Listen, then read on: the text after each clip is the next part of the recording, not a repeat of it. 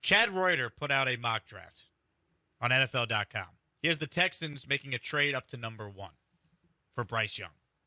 The Texans will trade next year's first-round pick from Cleveland that they got in the Deshaun Watson trade and also give up a third-round pick in this year's draft from the Browns as well. So you're trading 2 of the picks in the Watson deal, the biggest pick, of course, being the one next year, to land Bryce Young.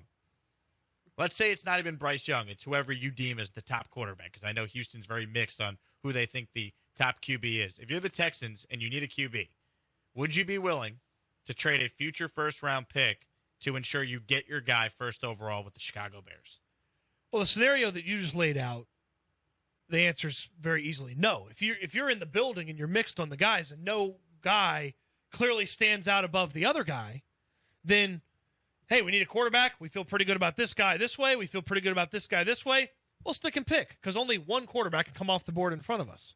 The only scenario that you're moving up one spot and you're trading next year's Cleveland pick and this year's 74th overall pick, the only scenario where you're doing that is if you feel so strong about one of these quarterbacks that you have to have that guy as your quarterback in this year's draft. And as it sits today, I feel that way about Bryce Young. I feel like he is better than C.J. Stroud. I feel like the gap is there that I would take that risk.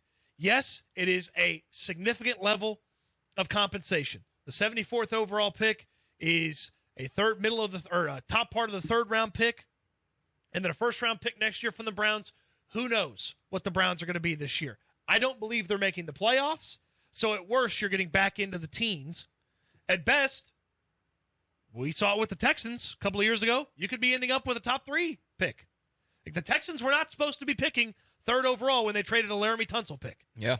Okay, so like at best, you could end up with a very, very high pick.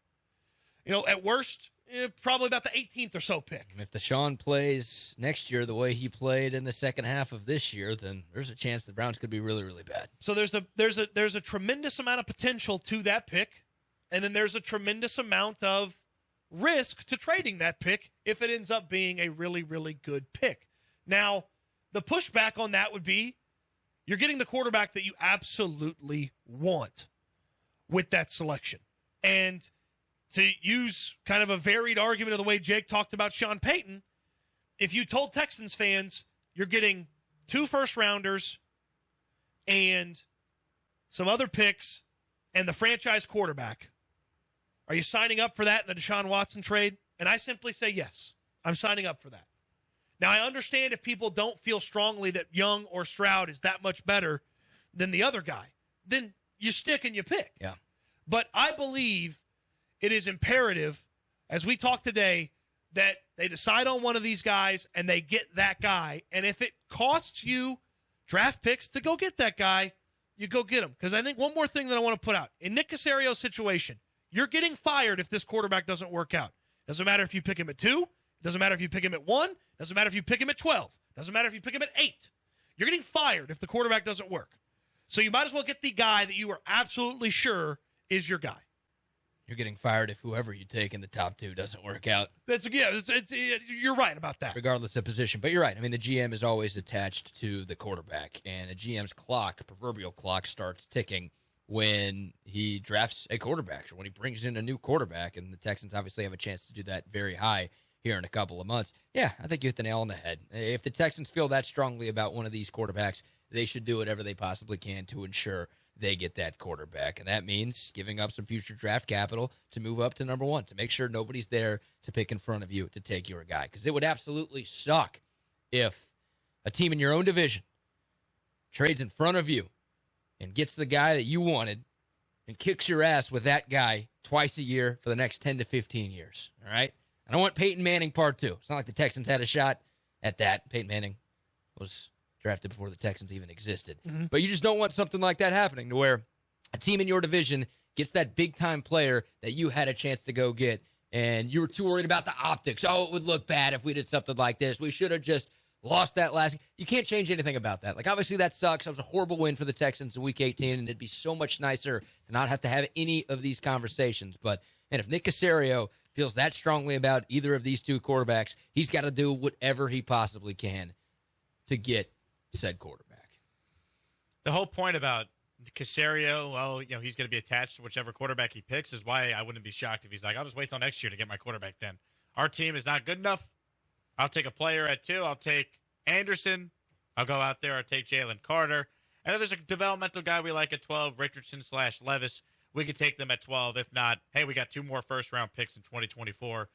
We'll stack our team up for another year and then get our guy next year. Well, but I don't understand that line of thinking, because if you pick a guy at 12 and he's not any good and Stroud or Young looks good in year 1, you're getting fired. Well, I think I don't know if he's getting fired.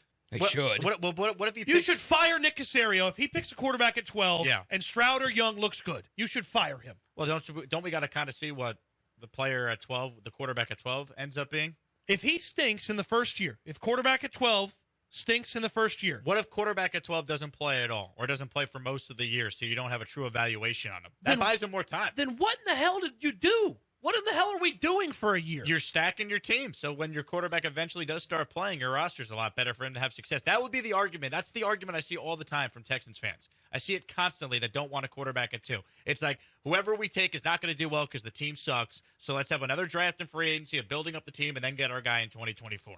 That's just not the way teams operate. But in you the see the NFL. same thing I see. That's the argument they all understand make. that, but that's a flawed way to operate, because that's not what the Bengals should have done a couple of years ago. That's not what the Jacksonville Jaguars should have done a couple of years ago. By the way, the Jaguars drafted Trevor Lawrence, number 1. The team was atrocious. They picked number 1 again the very next year. There wasn't this conversation about like, well, we're not ready for Trevor. We can't bring him in. And yes, I understand these guys are not Trevor Lawrence. But when do you have an opportunity at the top quarterbacks? You don't have another opportunity headed your way. I talk about take a swing.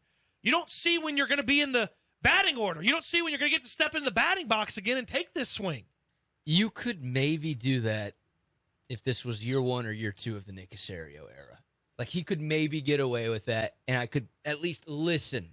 I wouldn't switch sides completely, but I would at least listen to those Texans fans who were saying that, Jake. But you cannot go 4 years of a GM tenure with your biggest investment at the quarterback spot, the most important position in all of sports, being a crappy 3rd-round pick. Like, that can't fly. It's the position you absolutely need to win, and if you go 4 years without really investing anything of value into that spot, you should be fired. It's as simple as that. Like, you do not get that long. I've been very lenient with Nick Caserio. Haven't agreed with everything he's done, but he's done enough to warrant a 3rd year, despite how bad his first 2 years and how bad the team has been on the field. If you're just willingly giving the guy another free pass at that position, what are we doing? That's just a huge waste of time. The combination of those 4 years would have been more idiotic than the 4 years that Bill O'Brien spent trying to give us Ryan Fitzpatrick, Brian Hoyer, Ryan Mallett, Brock Osweiler, and ultimately trying to shove Tom Savage down our throat before he realized, I'm an idiot. Deshaun Watson's the guy that needs to be playing from day 1. Quarterback at 12. They take best player available at 2. That quarterback's going to have to get at least 2 years, you'd think, so we could evaluate them, and then that buys Caserio more time. I understand that quarterback's going to get time, and the quarterback should get time. But there's going to be a quarterback that is going to get drafted that the Texans could have drafted instead of whoever they take it to. And if that guy looks really good in the first year, and your guy either doesn't play or looks bad when he does play, and let's be totally honest with ourselves, ain't nobody sitting a year the way the NFL operates, the way things go. Okay? There ain't an Alex Smith keeping quarterback at 12 on the bench. So that guy's going to play. And if that guy looks bad and Stroud or Young looks good, or even Levis looks good, fire him. You're out of here. And somebody else will get that last year to give that quarterback that option. You're out of here, Nick Caserio. I don't think they do it. I think he'd get more time, because I think when you move forward this offseason with Nick Caserio as your general manager, you're committing to him for at least 2 more years, because I don't think you want to fire the GM and then have a head coach in place who's only been here a year and then have a new GM come in to work with said head coach. Let D'Amico pick the GM. Let him get Adam Peters from San Francisco, a guy he worked with in San Fran. Let him bring that guy over. Let him get him in there. But you fire Nick Caserio if the quarterback that he didn't pick or the 2 quarterbacks he didn't pick look good and the guy that he picked looks bad. You're fired. I don't think you could do it, though. I'll give you a perfect example. Yeah, you can definitely do it. You can hand him a big pink slip and tell him to pack his crap. We'll see you later. They won't do it. Baker Mayfield and Sam Darnold significantly outplayed Josh Allen as rookies. The Bills stuck with Allen. They gave him time. He developed. They didn't fire their GM, who seemingly did a bad job drafting Josh Allen. Jake, you were ready to fire this guy before DeMeco Ryans was the head coach. Why is he getting another chance now? I was ready. I'm just trying to point out to you that I don't think it's a foregone conclusion if they avoid quarterback at 2 and Caserio goes to Cal and says, hey, we don't love these guys at 2. We might take one at 12. If not, we'll wait till 2024 when we have 2 first-round picks, and if we need to trade up, we have the resources to do it. I don't think it's crazy that is part of their thought process here. But, man, your example is far from perfect. Those 2 teams took quarterbacks. We're talking about the Texans taking a defensive player or 2. They at least tried on the quarterback, and both of those GMs, aren't they out of a job? Which GMs? The guy who drafted Baker Mayfield and the guy who drafted Sam Darnold. Sure. Yeah, like that. Those guys got fired. Like, yeah, I don't know, man. You got to take a quarterback there. Those guys took quarterbacks. They got it wrong. It cost them. And that will happen with Caserio. If he drafts the wrong quarterback, he's still going to get fired. But you can't not draft a quarterback there. I agree with Cody. I'll take it a step further. If that QB looks good in the first 5 weeks of the season, the guy you could have drafted and you took somebody else, fire Caserio midseason. I'm not even giving that dude the rest of the year to make another god-awful decision that's going to set my franchise back. And the hope is, it felt like we had a different Cal McNair, and it felt like we had a different Nick Caserio, right? In that post-Lovey firing press conference. That can't be lip service. It can't just be the same level of patience that we've had around here the last couple of years. The hope is those guys actually realize there's some incentive and reason to try to start winning right now. And if you keep punting on that position, it tells me that you're perfectly fine being a crappy football team for another year, which has nothing to do and goes completely against the way that they've operated over these last couple of weeks. Pay attention to what free agents they try and sign at the quarterback spot, because that could give you a clear indicator whether or not they're in love with these draft picks at the top of the draft, these quarterback options at the top of the draft, because they could simply say, hey, if we get the right guy at 12, we'll do it. If not, 2024, we'll get our QB then.